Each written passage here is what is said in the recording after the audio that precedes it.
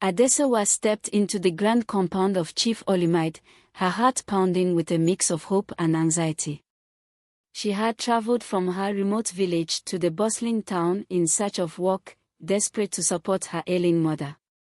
The chief's house was a marvel to her, with its high walls, polished floors, and expensive furniture that gleamed under the sunlight. Mrs. Folek, the chief's wife, greeted her with a stern expression, immediately outlining her duties and expectations. Adesewa nodded obediently, determined to prove herself worthy of the job. She was assigned a small room at the back of the house, which, though modest, felt like a palace compared to her mud hut back home. That night, as she lay on her thin mattress, she prayed for strength and success in this new chapter of her life. One evening, Mrs. Folek traveled to a neighboring town to visit her sister, leaving Adesewa alone in the house with the chief. Adesewa felt a knot of dread in her stomach but tried to focus on her chores. As night fell, Chief Olumide returned home, his breath reeking of alcohol and his steps unsteady. He called out to her, demanding she bring him water, and Adesewa obeyed, her hands trembling as she handed him the glass. He smirked, his eyes roaming over her body, and before she could react, he grabbed her arm, pulling her closer. Adesewa struggled, pleading with him to let her go, but her cries fell on deaf ears. That night, her innocence was stolen, and her life was forever changed. The days turned into weeks, and Adesewa settled into her routine, working from dawn till dusk. She cleaned, cooked, and ran errands, always careful to avoid mistakes that would draw Mrs. Folek's ire. The chief's wife was a perfectionist, quick to criticize and slow to praise, but Adesewa bore it all with patience. She often thought of her mother, whose frail voice echoed in her mind, urging her to be strong. Adesewa saved every penny she earned, dreaming of the day she could return home with enough money to change their lives. However, her dreams were soon overshadowed by a growing sense of unease. Chief Olumide's lingering stares and occasional inappropriate comments made her skin crawl, but she brushed them off, hoping it was just her imagination. The next morning, Adesewa woke up in her small room, her body aching and her spirit shattered. She stared at the ceiling, tears streaming down her face as the memories of the previous night flooded her mind. She felt a deep sense of shame, as though she had done something wrong, even though she knew she was the victim. Adesewa wanted to scream, to tell someone what had happened, but who would believe her? Chief Olumide was a respected man in the community, while she was just a poor house help from a distant village. She decided to keep the secret to herself, burying it deep within her heart, hoping it would somehow disappear. Days turned into weeks, and Adesewa tried to carry on with her duties, but the weight of her secret was unbearable. She avoided Chief Olumide as much as possible, but he seemed to take pleasure in her discomfort. He would corner her in empty rooms, whispering threats and reminding her that no one would believe her if she spoke out. Adesewa felt trapped, her once bright future now shrouded in darkness. She often thought of running away, but where would she go? She had no money, no friends, and no family nearby. Adesewa was alone, carrying a burden too heavy for her young shoulders.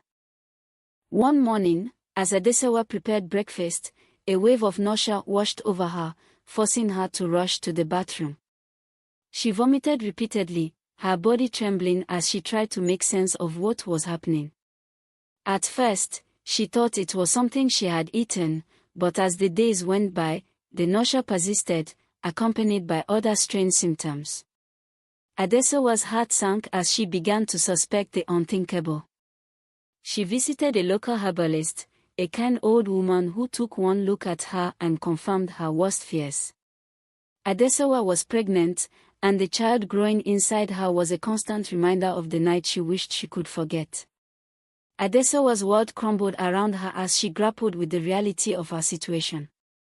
She couldn't believe that the man who had violated her had left her with a permanent reminder of his cruelty. She thought about running away, but where would she go? She had no money, no friends, and no family nearby. Adesewa was alone, carrying a child she never asked for, in a world that seemed determined to break her. She considered ending the pregnancy, but the thought of taking a life, even one conceived in violence, filled her with guilt. Adesewa decided to keep the baby, vowing to protect it no matter the cost. As the weeks passed, Adesewa's pregnancy became harder to hide. Her uniform grew tighter, and her nausea often interrupted her walk. Mrs. Folek began to notice, her sharp eyes narrowing as she observed Adesewa's changing body. One afternoon, she confronted Adesewa in the kitchen, demanding to know the truth. Adesewa's heart raced as she tried to come up with an explanation, but the words caught in her throat. Mrs. Folek's face turned red with anger as she pieced together the truth, her voice rising to a shrill scream. She accused Adesewa of seducing her husband, calling her names that cut deeper than any knife. That evening, Adesewa was summoned to the sitting room, where Chief Olumide and his wife sat like judges ready to pass sentence. Mrs. Folek's eyes burned with fury, while the chief avoided Adesewa's gaze, his face pale with guilt. Adesewa stood before them, her hands trembling as she awaited her fate. Mrs. Folek demanded that Adesewa leave the house immediately, calling her a disgrace and a threat to their marriage. Adesewa pleaded for mercy, but her words fell on deaf ears. Chief Olumide remained silent, his cowardice sealing her fate. That night, Adesewa was thrown out of the house with nothing but the clothes on her back. Adesewa wandered the streets, her heart heavy with despair as she tried to figure out her next move. She had no money, no shelter, and no one to turn to. The streets were cold and unforgiving, and Adesewa felt the weight of her pregnancy more than ever. She thought of her mother, who had always been her source of strength, and wished she could hear her voice just one more time. Adesewa eventually found refuge in a small church, where a kind pastor took pity on her and offered her a place to stay. She wept as she thanked him, her tears a mixture of gratitude and sorrow. Adesewa knew her journey was far from over, but for the first time in months, she felt a glimmer of hope. Adesewa settled into the small room provided by the church, her heart heavy but grateful for the shelter. The pastor and his wife were kind, offering her food and comfort, but Adesewa knew she couldn't rely on their generosity forever. She began to take on small tasks around the church, cleaning and helping with chores, to earn her keep.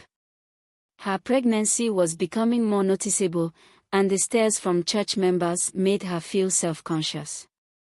Adesewa often wondered what kind of future awaited her child, born into such difficult circumstances.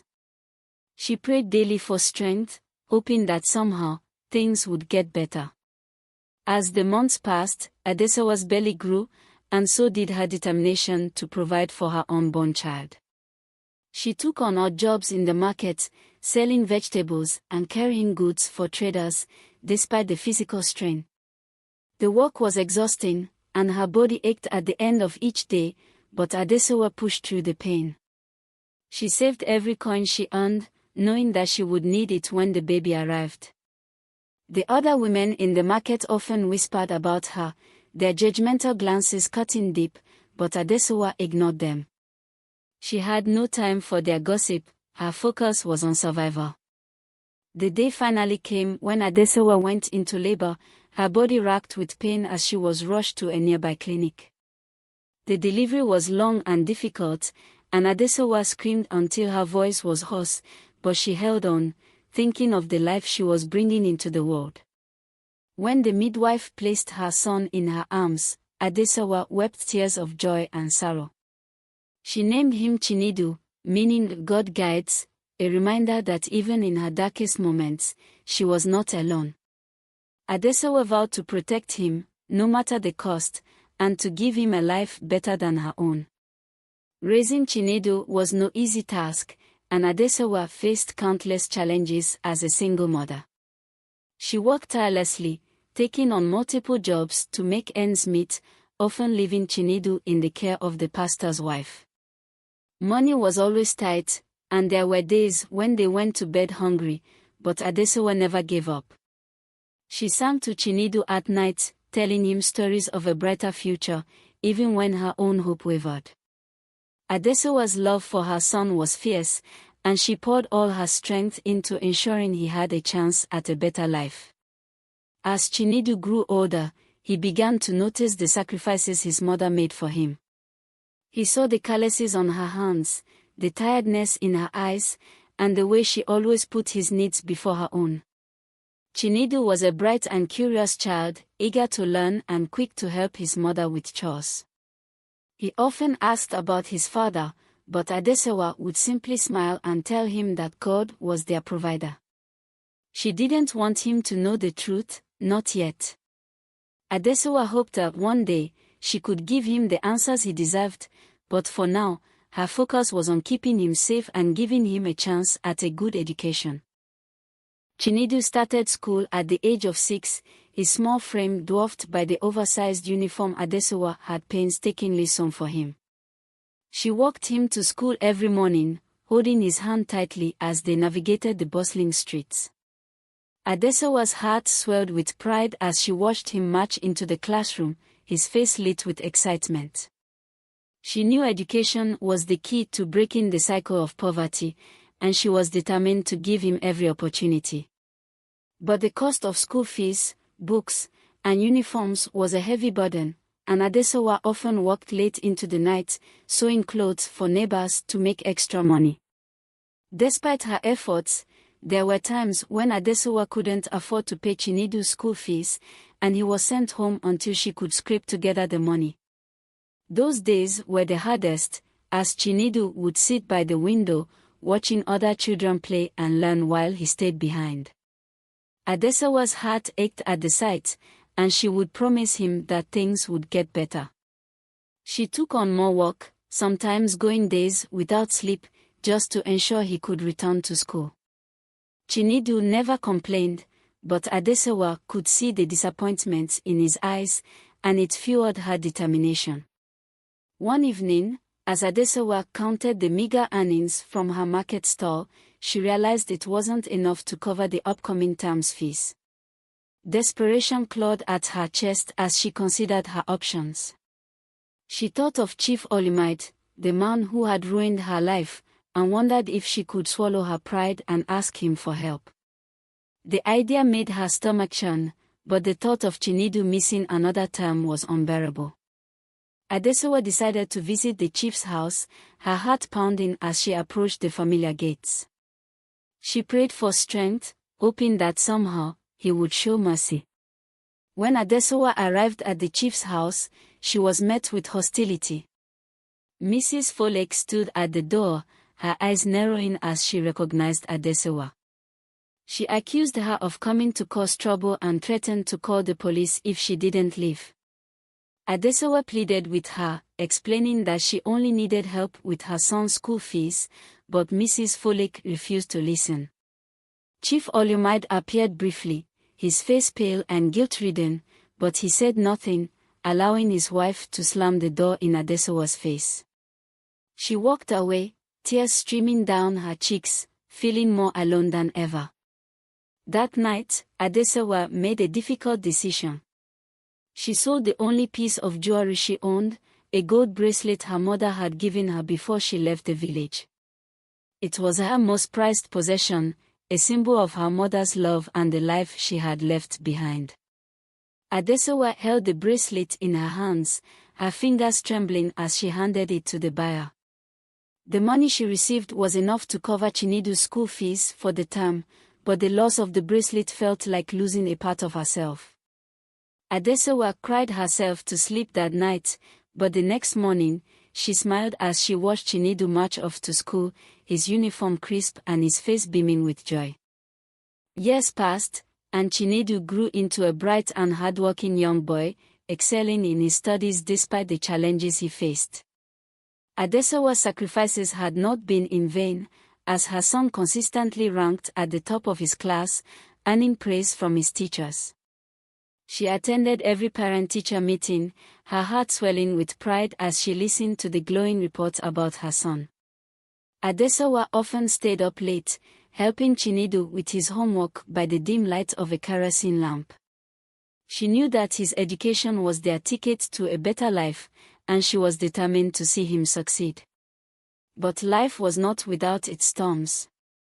One rainy evening, as Adesawa and Chinedu sat in their small room, a loud knock echoed at the door. Adesawa opened it to find two men standing outside, their faces stern and their voices demanding. They claimed to be representatives of the landlord, informing her that the rent was overdue and that they had come to evict her. Adesawa's heart sank as she realized she had no money to pay them. She pleaded for more time, promising to find the funds, but the men were unmoved. They gave her 1 week to vacate the premises, leaving Adesawa in a state of panic. That night, Adesawa lay awake, her mind racing as she tried to figure out what to do. She couldn't bear the thought of her son being homeless, especially with his exams approaching. She thought of all the people she could turn to for help, but her options were limited.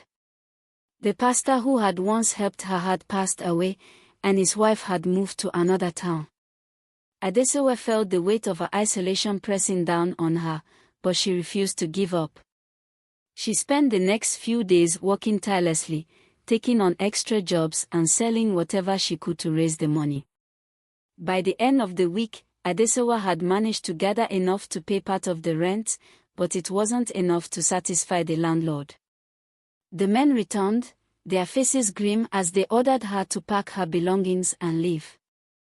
Adesawa begged for mercy, tears streaming down her face as she explained her situation, but they were unmoved. Chinedu stood by her side, his small hand clutching hers, his eyes wide with fear. Adesawa felt a surge of anger and helplessness, but she knew she had to stay strong for her son. With nowhere else to go, Adesawa and Chinedu sought refuge in an abandoned building on the outskirts of town.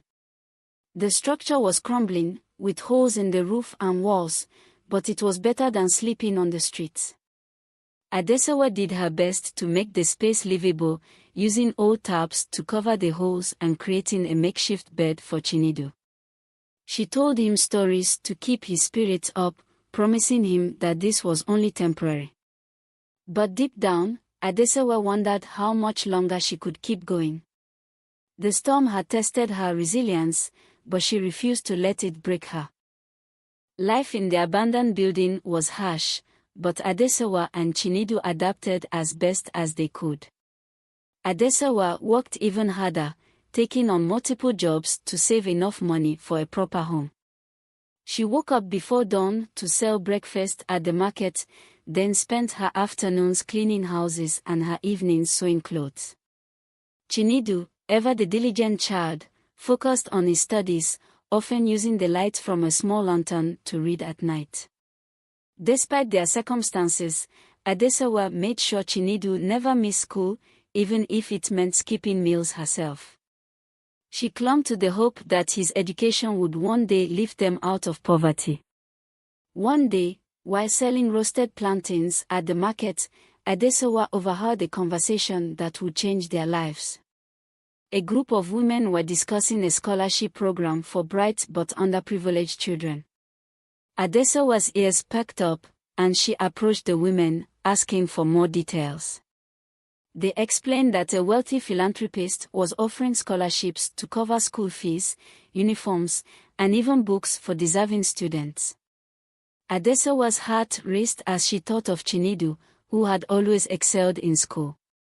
She hurried home that evening, her mind filled with hope and determination. The next day, Adesawa visited the school to inquire about the scholarship. The head teacher, a kind woman named Mrs. Adebayo, listened patiently as Adesawa explained their situation. Mrs. Adebayo was moved by Adesawa's story and promised to help Chinedu apply for the scholarship.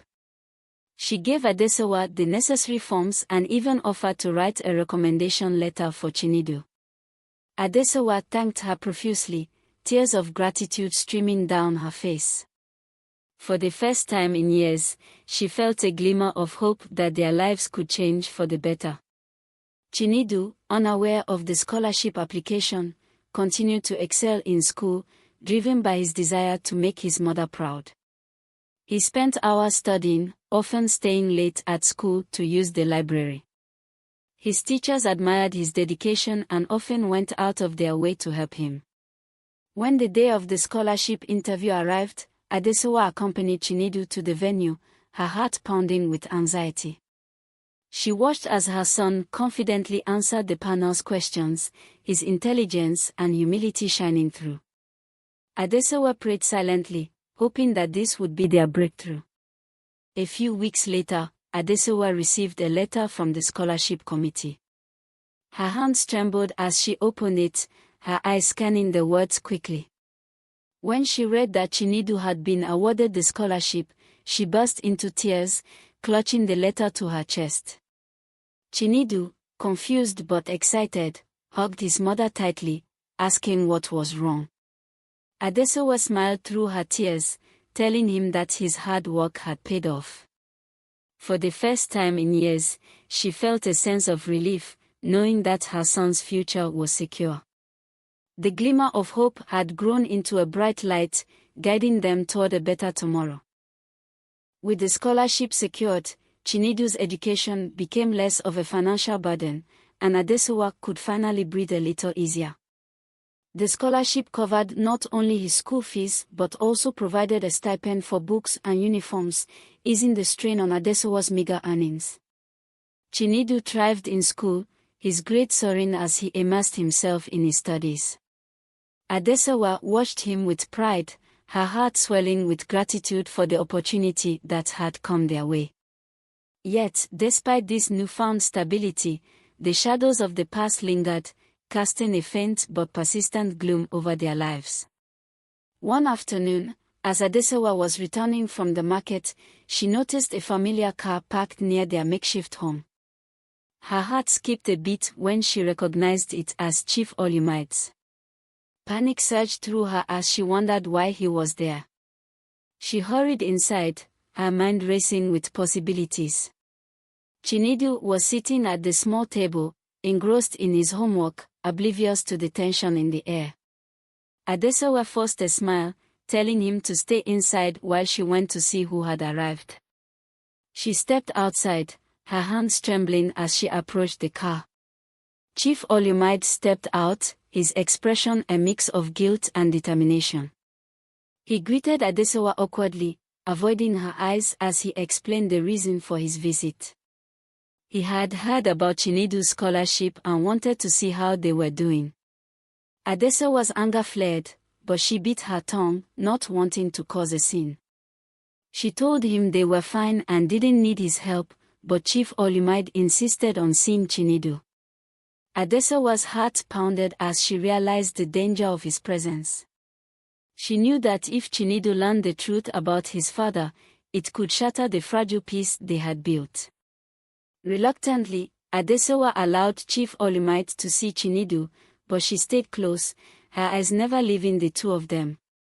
Chinedu, curious but polite, greeted the chief, unaware of the man's true identity.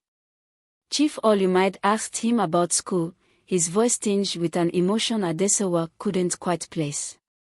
Chinedu answered confidently, his intelligence and charm evident. Adesewa watched as Chief Olumaide's eyes softened, a flicker of pride crossing his face. It was a look that filled Adesewa with dread, as she realized the chief might want to be a part of Chinedu's life. After Chief Olumaide left, Adesewa sat Chinedu down and explained that the man was an old acquaintance who had come to check on them. She didn't tell him the truth, fearing it would hurt him. Chinedu accepted her explanation, but Adesewa could see the questions in his eyes. That night, as she lay in bed, Adesewa's mind raced with worry. She knew that Chief Olumaide's visit was just the beginning and that the shadows of the past were creeping closer. She vowed to protect Chinedu at all costs, even if it meant confronting the man who had caused her so much pain.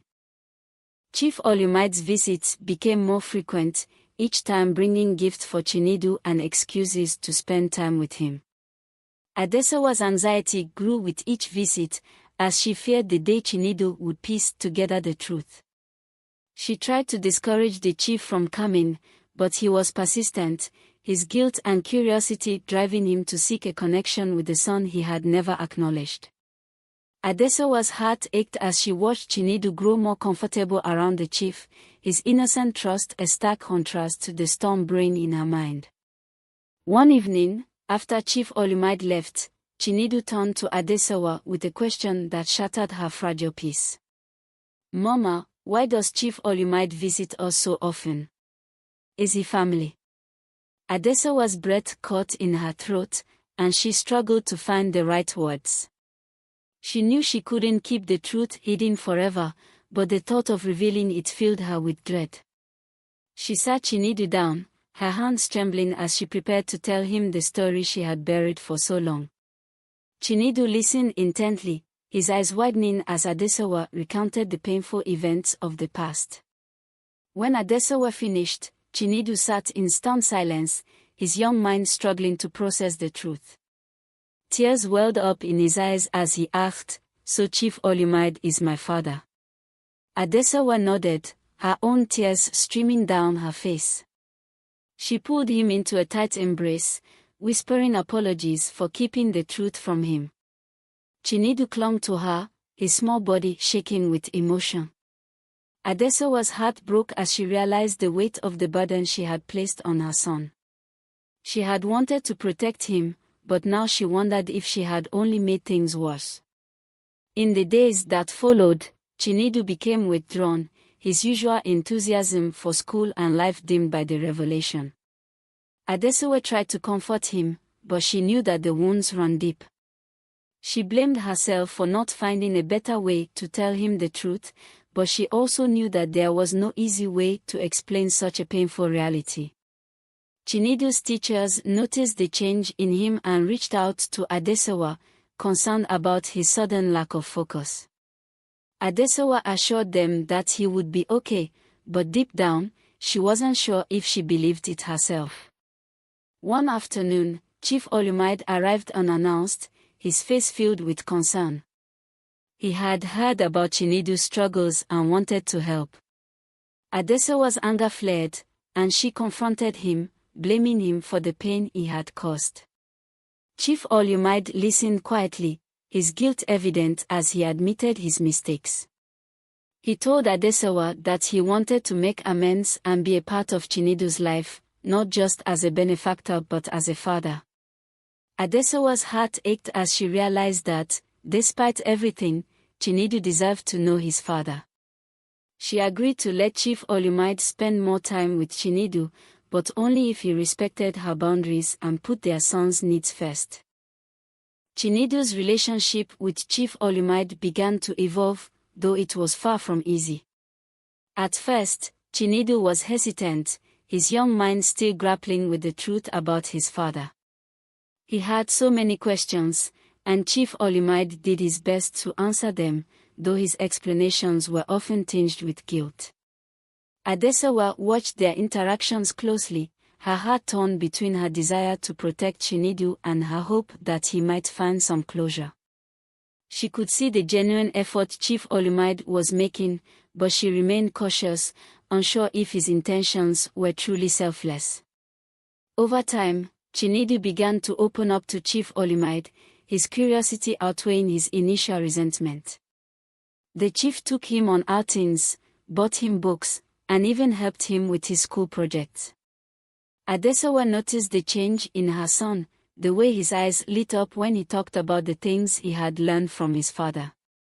It was a bittersweet feeling, knowing that Chinedu was finally experiencing the love and support of a parent, even if it came from the man who had caused her so much pain. Adesawa struggled with her own emotions, torn between her lingering anger and her desire to see her son happy. One evening, as Adesawa prepared dinner, Chinedu approached her with a question that caught her off guard. Mama, do you think I can ever forgive Chief Olimide? Adesowa paused, her heart aching at the vulnerability in his voice. She knelt down to his level, taking his hands in hers. Forgiveness is a choice, my son, she said gently. It doesn't mean forgetting what happened, but it means letting go of the anger so it doesn't hurt you anymore. Chinedu nodded thoughtfully, his young mind processing her words. Adesowa hugged him tightly, praying that he would find the peace he deserved. Chief Olimide, too, began to change, his guilt driving him to become a better man. He started supporting Adesowa financially, ensuring that she and Chinedu had a proper home and enough to eat. He even apologized to Adesowa, acknowledging the pain he had caused and expressing his regret. Adesowa accepted his apology, though she made it clear that trust would take time to rebuild. She appreciated his efforts but remained cautious, knowing that action spoke louder than words. For Chinedu's sake, she was willing to give Chief Olimide a chance, but she vowed to always put her son's well-being first. As the months passed, the bond between Chinedu and Chief Olimide grew stronger, and Adesowa began to see the positive impact it had on her son. Chinedu's grades improved, and he seemed happier and more confident. Adesowa's heart swelled with pride as she watched him flourish, knowing that her sacrifices had not been in vain. Yet, she couldn't shake the lingering fear that Chief Olimide might one day let them down again. She prayed for strength, hoping that the fragile peace they had built would last. For now, she focused on the present, cherishing the moments of joy and stability that had finally come their way. Can you forgive a person who raped you? Can you forgive a person who refused to take responsibility for his child and later in the years came to claim him or her? Can you forgive a person who caused you so much pain? How easy or hard is it? Please tell me in the comment section. You can also do me the favor of subscribing, liking, and commenting in the comment section.